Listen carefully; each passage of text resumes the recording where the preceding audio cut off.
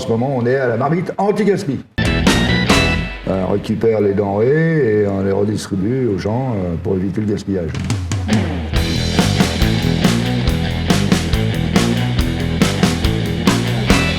Marco, tu es une figure bien connue de la Porte de Vanves. Tu as beaucoup d'activités bénévoles, tu fais partie de la compagnie Bouche à Bouche. Parle-nous un petit peu de tes origines. Je crois que tu as une mère bretonne, un père sicilien, et ça s'arrête pas là. Corse, pas sicilien. Il ne faut pas mélanger l'Italie et la Corse. J'ai un grand-père sicilien et une grand-mère corse, mais papa est né en Corse. Moi, je suis né à Paris, je suis parisien. Hein. Je suis ni breton, ni corse, je suis né à Paris. Mon maman est bretonne, voilà. Bon.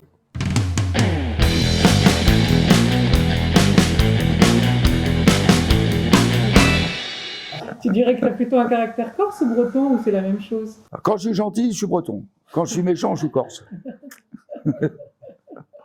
Je suis parisien. Hein. Je suis là à Paris, moi. Attends. Alors avoir un beau-père gitan aussi, c'est quelque chose qui est quand même pas commun. Là aussi, qu'est-ce que ça t'a apporté, cette éducation un peu à la gitane? J'ai vécu en caravane, j'ai fait 17 écoles. Comment j'ai fait pour avoir mon certificat d'études avec 17... Parce qu'avec la caravane, on se baladait. Hein. On allait à droite, à gauche, et puis après, dans la semaine, il fallait monter sur les toits, faire les ravalages, parce que j'en ai bavé. Hein. Tu étais élevé à la dure. Il fallait que je surveille mes frères, il fallait que je regarde s'ils ont fait les devoirs, s'ils avaient mangé, s'il fallait qu'ils se couchent tôt. Là. Je me suis engagé à 16 ans dans la marine comme mousse, quoi. Puis après, bon, je suis sorti parce que une catastrophe, quoi. Je suis rentré par une catastrophe, je suis sorti par une catastrophe. Alors raconte-nous cette catastrophe.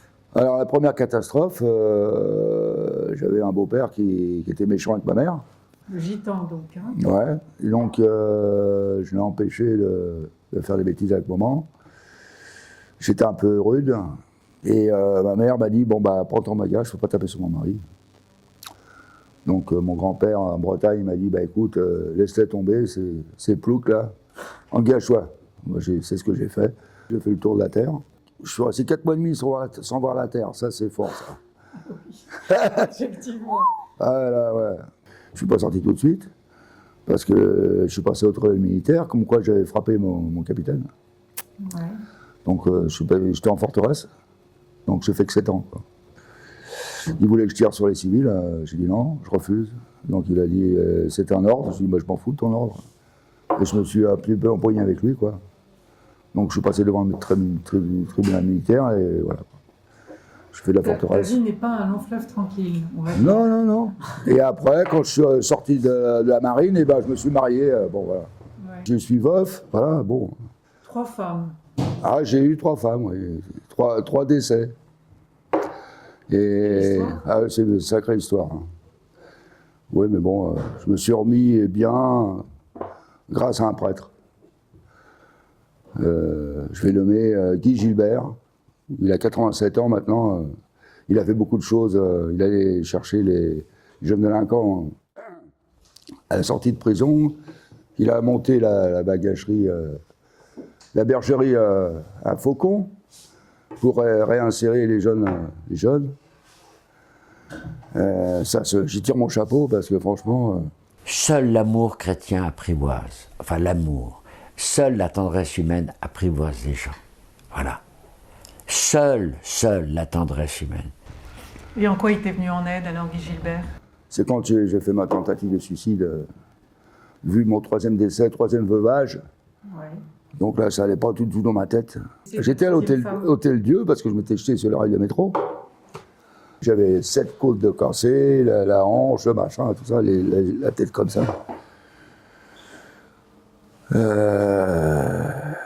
Alors, ils ont convoqué ma famille, hein, et ils ont décidé de me mettre dans une maison spécialisée, tu vois.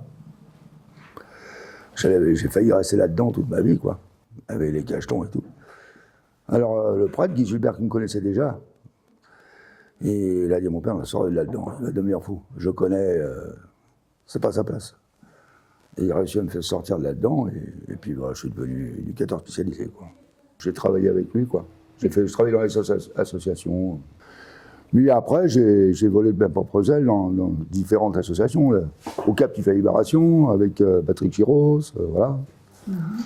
Après, bon, j'ai été chez Aurore, chez Adoma. J'ai fait beaucoup de boîtes. La dernière, c'est l'Ose, œuvre pour l'enfance. C'est mon dernier chantier. Et après, j'ai eu la retraite à 65 ans, quoi. Et j'ai trouvé un petit appartement dans le 14e. Voilà, je suis très bien dans ma maison. Tout près d'ici. Tout près d'ici. Dans un endroit qui était particulièrement cher. Voilà. Ouais. Et où tu as D'où exposé j'expose mes collages. tes Voilà. collages.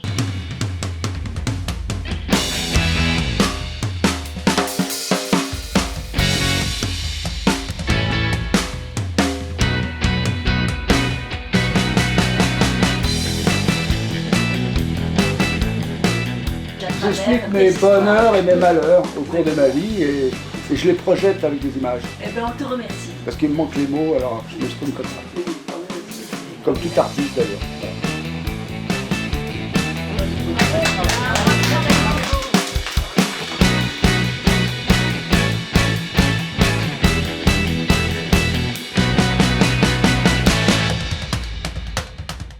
Et ça fait quand même 13 ans que je fais que je suis bagagiste. Hein.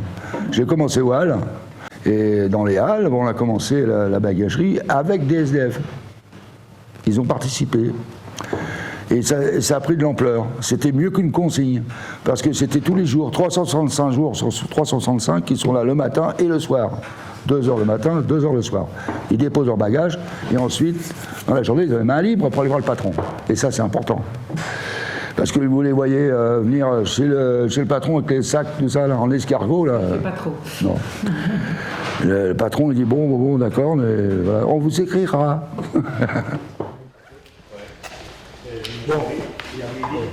C'est une bagagerie avec un temps de parole. Pendant 2 heures, ils peuvent parler, voilà, se reposer, voilà, parler. Bon, nous, on est à l'écoute, voilà. Et on est là pour les dispatcher dans les associations, ce qu'ils ont besoin. Voilà. Je vois avec le collectif Les Morts dans la rue, la moyenne de vie, c'est à peine 50 ans. Hein. Alors quand un SDF, il a à peu près une cinquantaine d'années, on a l'impression qu'il a 80-90 ans. Hein, parce que le bitume tue. Hein. La rue tue. Tu fais partie de la troupe en action de Marie Dauphin. Oui, bien sûr. Passe des vertus, il est un bal perdu, où tous les soirs s'en vont danser, les cœurs impatients d'ému, l'orchestre avec douceur. Quel regard tu portes sur ta vie aujourd'hui? Bon, des hauts, des bas, comme tout le monde. Mais je regrette rien. J'ai passé des bons moments avec mes épouses, paix à leur âme. Arrêtez de faire des enfants. Parce que moi, la vie qu'ils vont avoir dans les années 50, ça sera une catastrophe. Et plus j'aide et plus ça m'aide. Ça me donne un sens dans ma vie. Cela me permet de créer du lien, des relations. Je me fais plaisir à moi-même en faisant plaisir aux autres.